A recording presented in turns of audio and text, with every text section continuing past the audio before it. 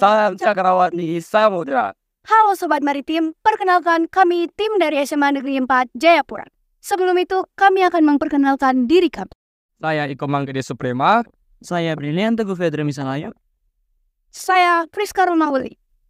Tujuan kami membuat video ini untuk meningkatkan kesadaran tentang peran penting yang dimainkan oleh jalur pelayaran maritim dalam sejarah dan perkembangan Papua serta penyebaran agama Kristen di Papua khususnya di Kampung Tabi. Papua adalah pulau yang terletak di ujung timur Indonesia, telah menjadi rumah bagi berbagai suku dan budaya selama ribuan tahun. Salah satu dampak besar dapat mempengaruhi peradaban di tanah Papua melalui jalur pelayaran maritim.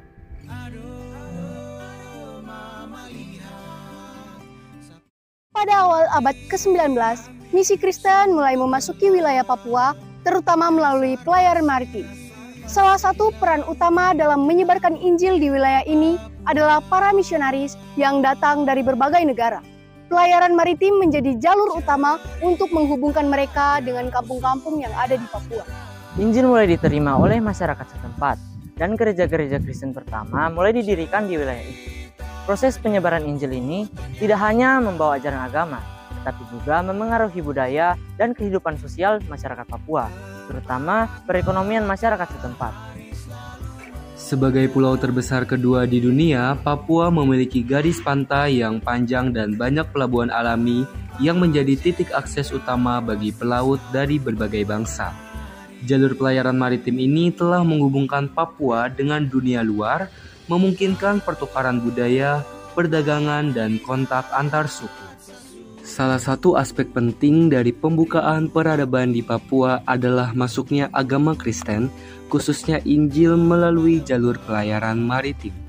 Misionaris Kristen dari berbagai negara menggunakan kapal sebagai sarana untuk mencapai pulau ini dan menyebarkan ajaran agama Kristen kepada penduduk asli Papua. Jadi saya di sini akan bertanya sedikit tentang manfaat lain selain Injil yang masuk ke tanah Papua, khususnya tanah Tabi ini, yang mungkin ada pengaruh terhadap perekonomian masyarakat setempat atau peningkatan mata pencaharian di sini. Alami sudah kaya akan segala sumber alam. Begitu ada Injil, mereka lebih mengucap syukur, dan dampaknya sebagaimana ajaran Injil, kita harus mengucap syukur dan bawalah persembahan. Jadi kalau jemaat mereka dapat ikan 10 ekor, 1 ekor mereka harus kasih ke guru jemaat atau ke pendeta. Atau kalau mereka ke kebun, mereka punya kebun kelapa 10 buah, 1 buah harus kasih ke pendeta atau guru jemaat. Bisakah Bapak menjelaskan secara singkat awal masuknya Injil di Tanah Tabi ini melalui jalur maritim dan disimbolkan dengan apa?